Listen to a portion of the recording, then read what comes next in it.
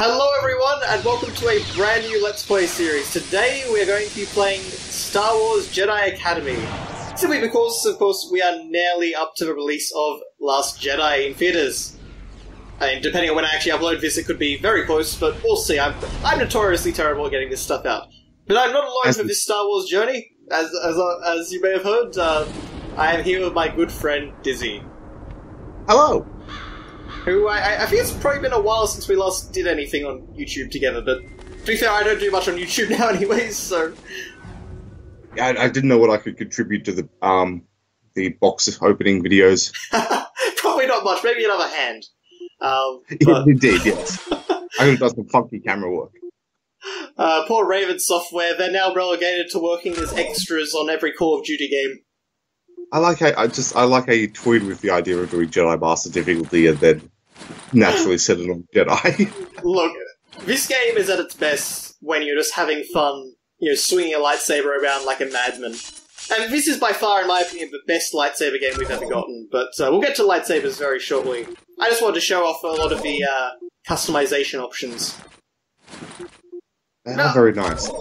Do you know what happens if you actually choose, like, a Rodian or something? Do you still have the same voice?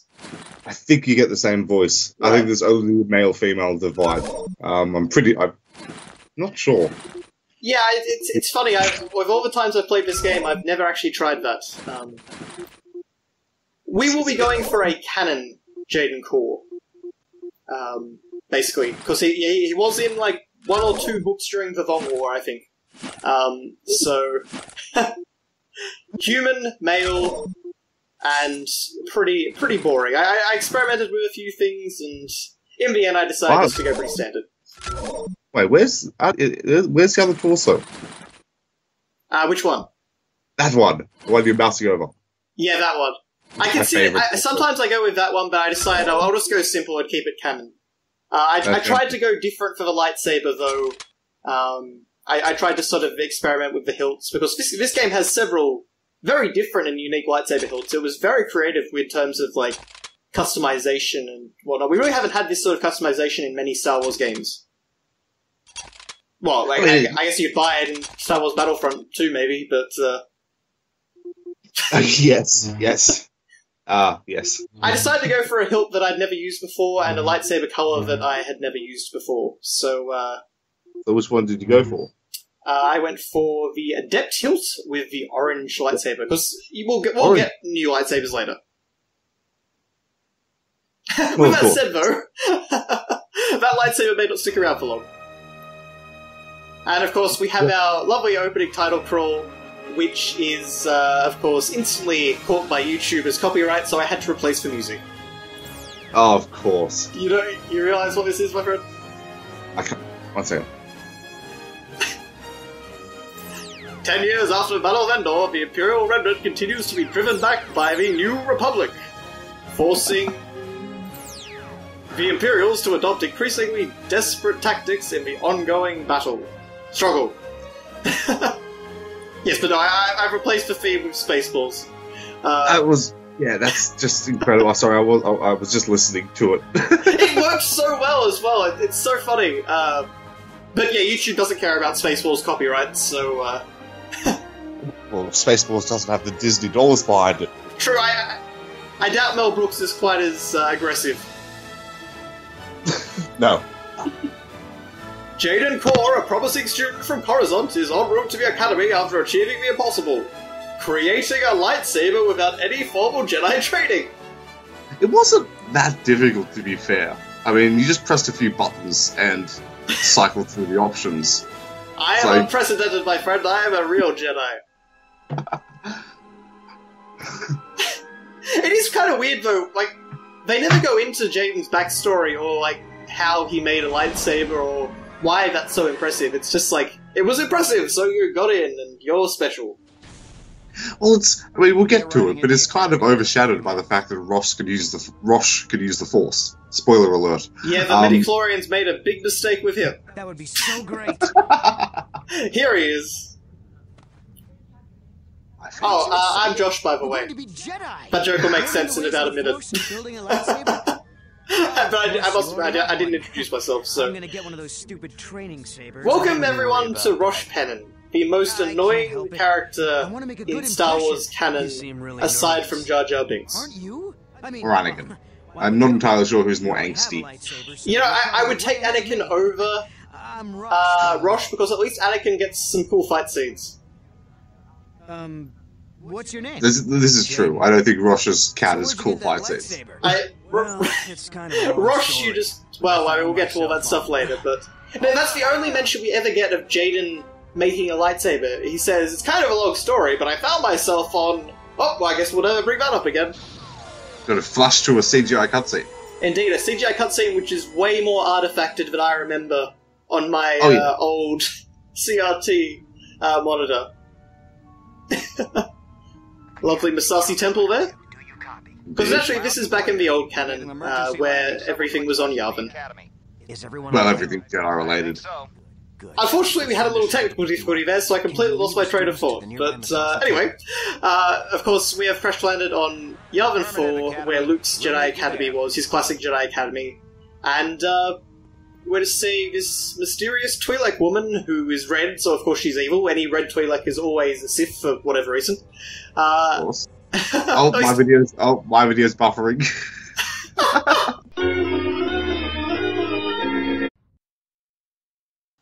So, for some reason, this game has two loading screens. It's got an intermediary loading screen, which shows a Zabrak with a double-bladed lightsaber. And it's also got the loading screen, which is for the level, and I've never understood that. Hold on, because I gotta load the loading screen. This is 2003. That's true, I mean, those load times took a heck of a lot longer on my old computer. Oh, yes. But anyway, we can actually use our lightsaber to cut down trees, which is neat. No, you can use the lightsaber to cut down that tree. Let's get to the temple. Well, okay, true. We can also cut down Rosh.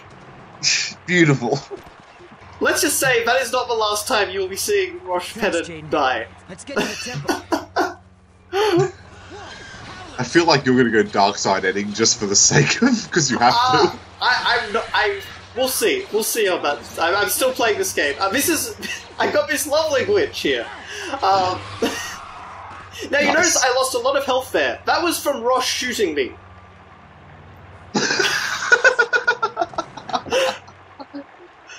He got what he deserved. I mean, this is clearly not light side behaviour, but I'll allow it. Look, Kyle doesn't like him, Luke doesn't like him. And there he is, just mystically using the Force already. That's the thing, yeah. Rosh, we don't actually have Force powers yet, but Rosh over here, by the way, does have Force powers. So, we can throw our lightsaber and catch it, so I guess we've got some affinity, but... Yeah, I assume that they don't expect too many, like the developers weren't thinking, people are going to break down the Force aptitude of Jaden Core on the first level way too much. The biggest problem with this level, like, this is by far the jankiest level in the game. You don't have your Force powers, you can't jump properly, and you have Rosh shooting you in the back perpetually and getting in the way of your saber swings because Jaden tries to deflect Rosh's blaster bolts. So it's kind of a bit of a mess. It definitely does not reflect the rest of the game, but... What was the last one? Are you sure? There's a lot of jank in the rest of the game. There is a lot of jank in the rest of the game, but, like... When you have a partner who uses a blaster is the worst of it. Oh, that cutscene? That's YouTube. Yeah. It's not like that at all on my computer. Well, anyway, we'll see. Hopefully I might be able to figure that out for the upload that goes out to, people, but... check it out. Well, now, that was interesting. Basically, the screen just went green for us. And once again, Rosh is being an idiot. Oh my god. Yeah. Unfortunately, I can't kill him now. He just follows my lightsaber swings with his head. So... And he's trained well. But of course, he can't help me fight these stormtroopers. Thankfully, they're not much of a problem. The Dark Jedi, on the other hand, I mean, he could be a threat unless we do this. We just Google stomp him, and that's that. I really had forgotten how rough the early parts of this game were, just in terms of Like, this game is at its best when you have all the functionality. You have all your lightsaber skills, you have all your force skills, and this becomes a playground. When you actually lack a lot of that, the game feels particularly rough. This is true. Although I have a feeling this, in some ways, this might end up being a bit like Star Wars New Canon Book Club, Clone Wars, where it's like, the next season's great, I swear, and it's not. It's not, and you'll be going through levels. It's like, because I've done a playthrough most of the game, like a few weeks ago, and there's a lot of jank and a lot of ridiculousness that goes on. The cutscenes also, I've got to say, do not look nearly as good now as they used to. I think, I don't know if it's a resolution problem or something, but there are some models that you're obviously not meant to see, and you can see them now, whereas I don't remember any of that happening originally, but... to be fair, that's the progress of time. That's true. That's video game graphics. Yeah, rose-tinted glass is definitely applied to this sort of era of, we're sort of in the middle of 3D at this point, I would say. Oh yeah. Everything looks a lot better and it's a lot more polished, but just like cutscenes and stuff is still a little bit rough. Like, look at Luke's face there. That emotional change. Just, like that Luke model. Not my favourite. The voice actor, I think, does a really good Mark Hamill, but boy. Investigate?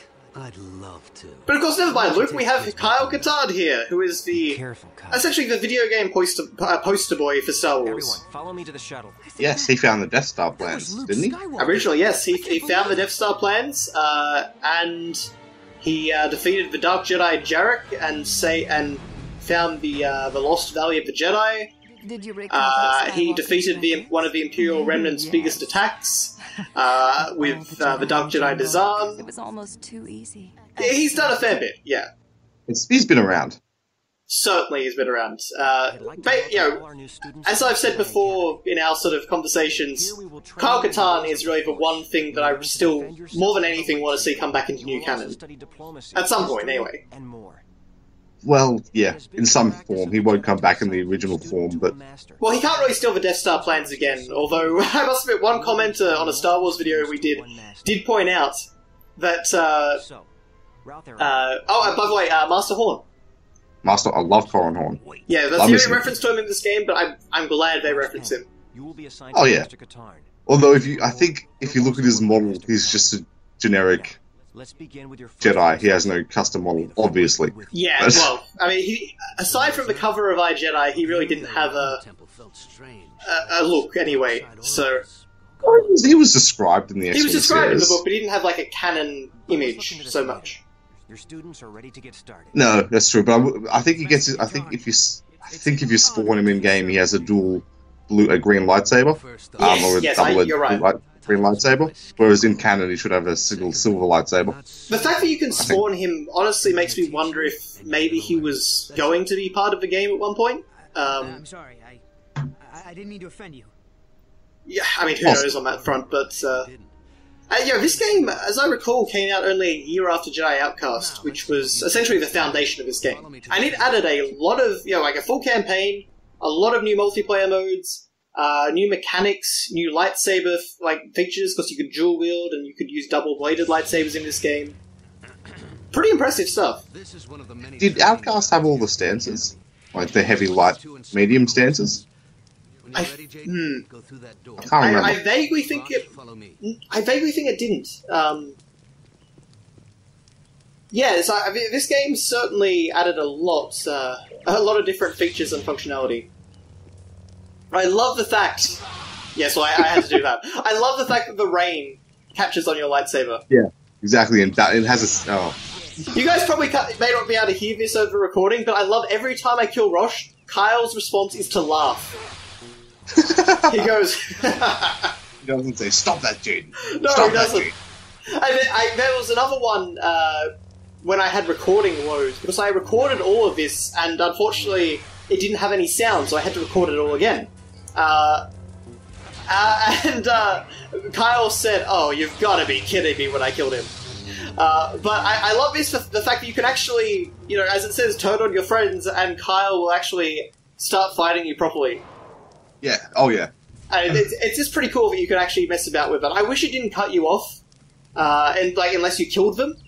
But I thought that was pretty cool that you could actually dual This Kyle course like will that. familiarize you with your core Force abilities. It is very fun to do. That every Force user Do it on has. Tespare, the lava planet of the endgame, and you end up recreating Revenge of the Sith. Both the Oh, light totally, and yeah. the dark sides will be open to you. I spent many childhood hours doing that. Inherently good I played on Tasphere a lot, and funnily enough, of course, like that was years before Mustafa was in the movies. But for whatever reason, like Lava Planet just it just screams climactic duel.